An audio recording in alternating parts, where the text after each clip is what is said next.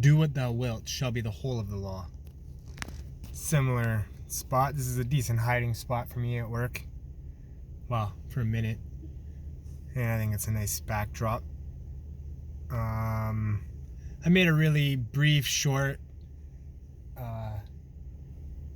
unenthusiastic video last night. I think I watched that again this morning, and it just kind of was a reflection of everything that's going on for me right now. It's pretty intense right now. Nothing I can't handle.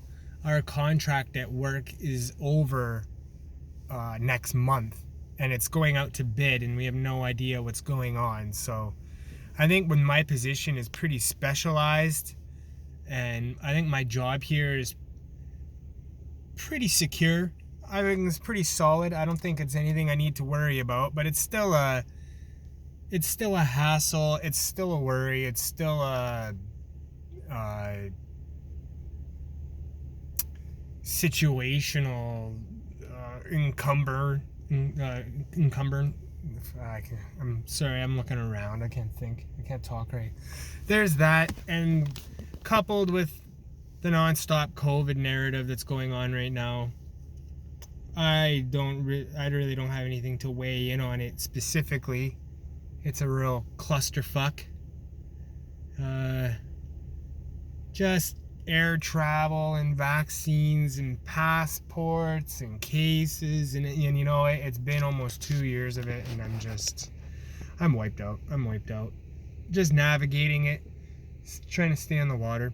And all of this is happening simultaneously while my wife and I are really trying to get everything ready for us to hit the ground with a new startup business, doing what I do here, similar stuff, building automation, controls, electrical, that type of thing. I'm excited. I've got a lot of things going on right now, and I'm just really trying to keep my feet on the ground and my head not fully out of the clouds. I'll never get my head completely out of the clouds, but the creative capacity is important, but it's also important to stay focused on what's real and what's around you and what's possible and what's realistic and what's manageable. You know, that's where I am right now. I'm in a place where I got a lot of plates spinning around me, and they're all spinning pretty good. I got all the plates spinning on these sticks pretty good.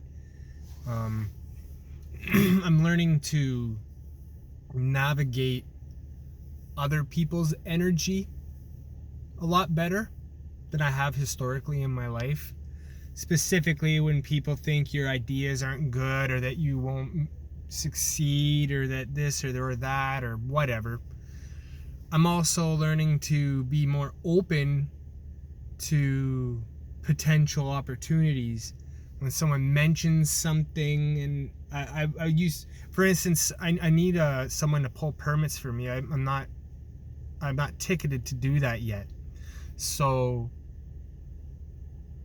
someone had mentioned, oh, this might be able to help, and I when I was younger, I used to just blow things like that off. I felt like I had to do everything by myself. But as I've learned and lived, we're all, the one corny thing about COVID is we are all in this together, you know? Whether or not that means that it's equal and fair and that there's love is different, but we are all in it together, you know? And if you can find allies and friends, that's so huge. That's so huge. That's something that really gets taken for granted by me. I think some people found the value in that a long time ago, and I think some people understand the value of that just from an innate level in their being. But for me, that's something that I've had to learn. I've had to learn the value, and it might seem silly to some people, but I had to learn the value of allies and friends, and the quality of your allies and friends. You know, a ragtag of misfits will only get you so far, and they might not even show up when it's go time, you know. I feel good. I'm managing stress very well nowadays. I spent a long time researching philosophy and spirituality and the occult all of my adult life, ever since I was a teenager. My first magical experiment was in high school. I'm not delusional about anything. I'm very realistic. I'm very enthusiastic about magic and quantum experimentation, but I'm very skeptical. I'm very methodical.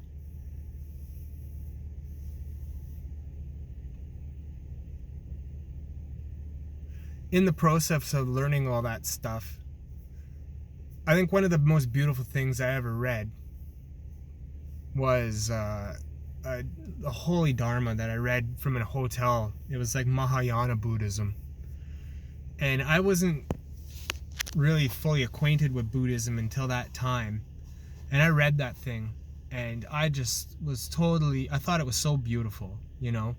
There was a long period of my early 20s where I wanted to go overseas to Asia and be like ordained and go through Buddhism. I thought I was really into it. I still really appreciate it and think it's very beautiful. I don't fully subscribe to it. I fully subscribe to the law of Thelema.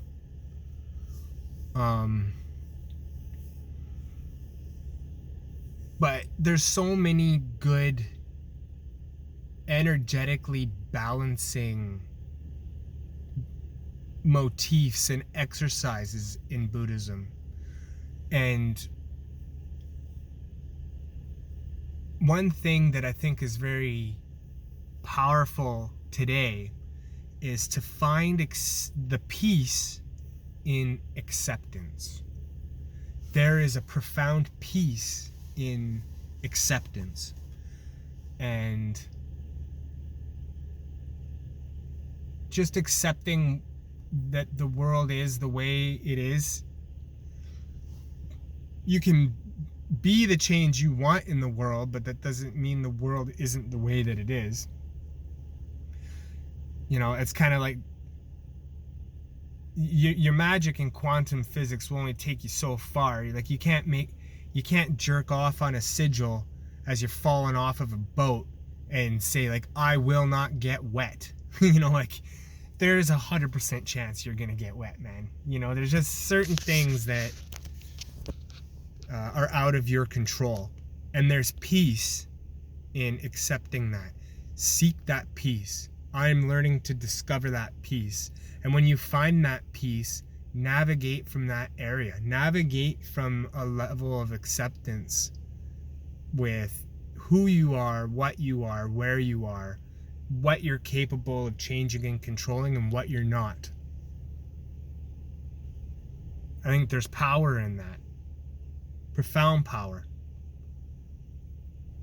Always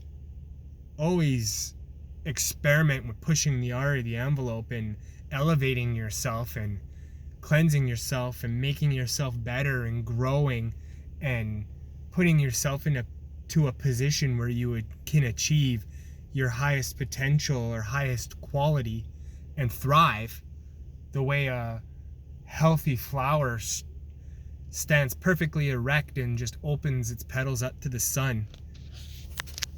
But the flower will never be a tree, you know.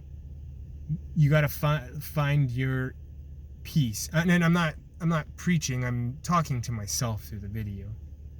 All these videos is exactly what I'm doing. I would never I think I make these videos public for anyone who may synchronistically stumble upon them and use me as an example of somebody's path. And if you're lucky, maybe you've learned something enlightening from my journey. But I would never be arrogant enough to suggest that anyone actually emulate my life. My life is my life. I'm doing my will. My will is not your will.